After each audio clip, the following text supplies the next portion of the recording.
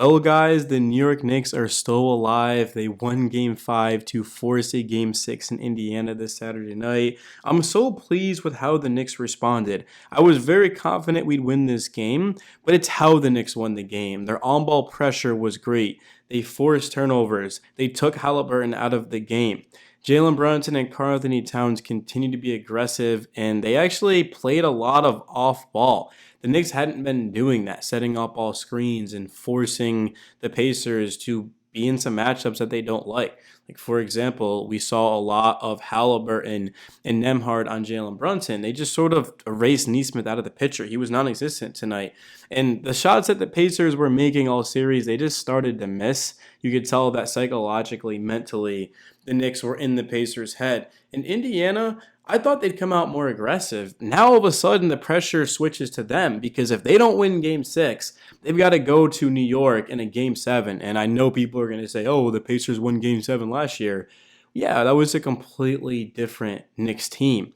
Even though it took Tibbs 5 games for some reason to figure out that, hey, look, we've got to start running off ball action. We've got to go to Landry Shamet and DeLon Wright and Deuce McBride more off the bench.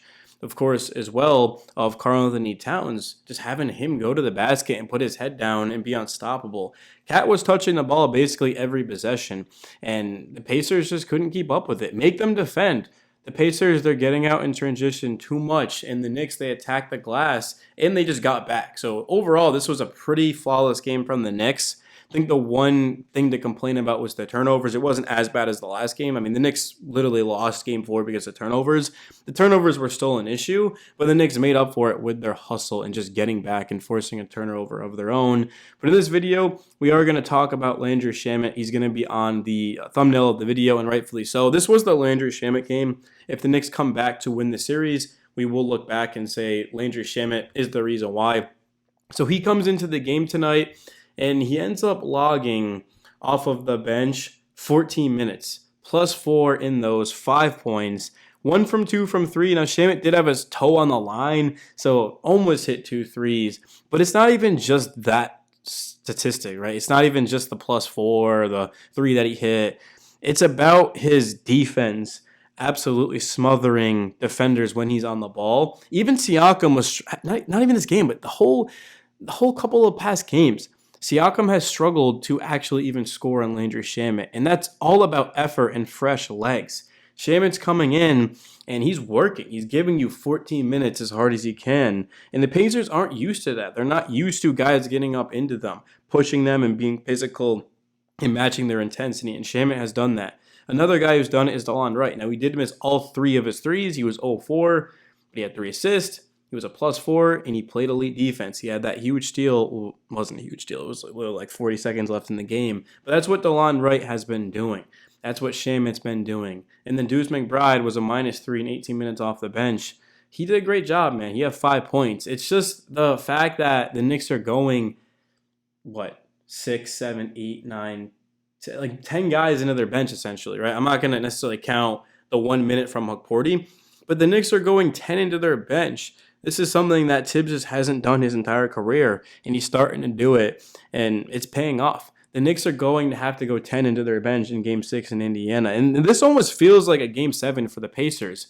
It almost feels like they've got to play 2 Game 7s because, again, they're at home. They don't want to go back to New York. I don't think the Pacers are ready for that, man. Again, this is not the Knicks team of last year. This is a completely different team with Cat and with Bridges and with a deeper bench now, right? And the fans understand that, hey, look, we're only 2 wins now away from getting to the finals. The Knicks haven't been in the finals in 25 years, right? The Knicks haven't even been in the finals since I've been alive. So everything just sort of switched to the Knicks overnight. But with that being said, there's still a lot of work to do. The Knicks still have to win 2 more games in the series.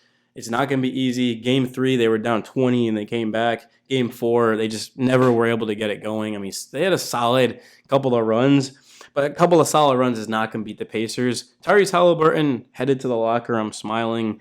He's going to have something coming for the Knicks. So they got to make sure that they just keep up the on-ball pressure. And again, I don't want to sound like a broken record, but the reason why the Knicks won this game is because they had constant fresh bodies on the court that were able to switch everything and just get into the Pacers, and they looked uncomfortable. Indiana, this is the first time all playoffs they haven't scored 100 points.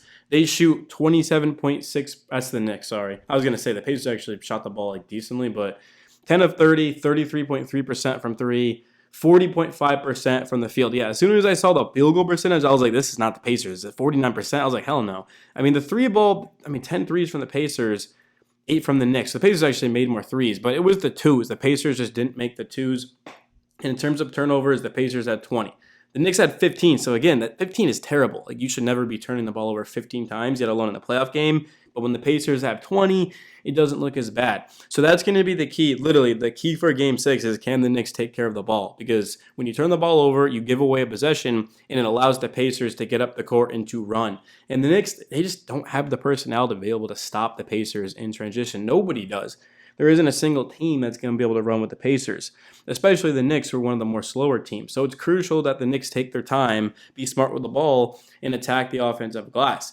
And I thought the Knicks did a good job of getting back, especially Jalen Brunson.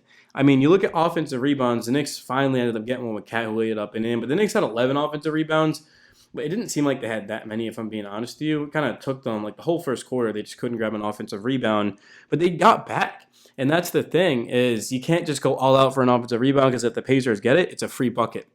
Even if you are getting back, it's still tough. And Halliburton, normally he gets, as my voice fogs up, but normally Halliburton gets, 7-8 assists a game of just transition, of just guys leaking out, and he grabs the ball, and he's just so quick. But he wasn't able to do that. And Halliburton ended up finishing the game with 6 assists and 8 points. I don't think he's going to have 8 and 6 next game. I don't think he's going to have 30 and 15 and 10, right? But the Knicks, have they cracked Tyrese Halliburton? I don't necessarily want to go that far. If they do it the rest of the series, yeah. But I do think they're onto something. I do think the Knicks legitimately have it figured out. They have the Pacers figured out of, they just got to get up into them. They got to play their bench. Cat has to go to the basket every single time, and nobody can stop him. And then, of course, Jalen Brunson, let's move him off the ball and get Nesmith off him and make them work and get favorable matchups. Jalen Brunson had an amazing first quarter. He had an amazing third quarter. And then in the fourth quarter, when the Pacers were trying to come back, he kind of finished them off. But Brunson had 32, 5 and 5. He also had a block shot. He was 4 of 7 from 3, and he was 12 of 18 from the field, 4 of 4 from the free throw line. It seemed like the Knicks were almost going to blow this again, because the Pacers got it all the way down to 10 late in this game, but then the Knicks pulled away. The Knicks need to keep their foot on the gas, and they have to treat, Game 6, of course, all or nothing. Just go all out, man. You've got to get that game, and then give yourself a chance in Game 7. You just have to get back to New York. Of course, it's not a free win if the Knicks get a Game 7, but that has to be the goal right now, is let's go to Indiana. Let's just find a way to win this. Let's play great defense. Maybe the Knicks don't shoot the ball that well. Maybe they shoot like 45%, but their defense, once again, just locks down the Pacers, and then go to Game 7, have that crowd behind you. And I'm feeling really good, though, man. But Game 6 is the thing.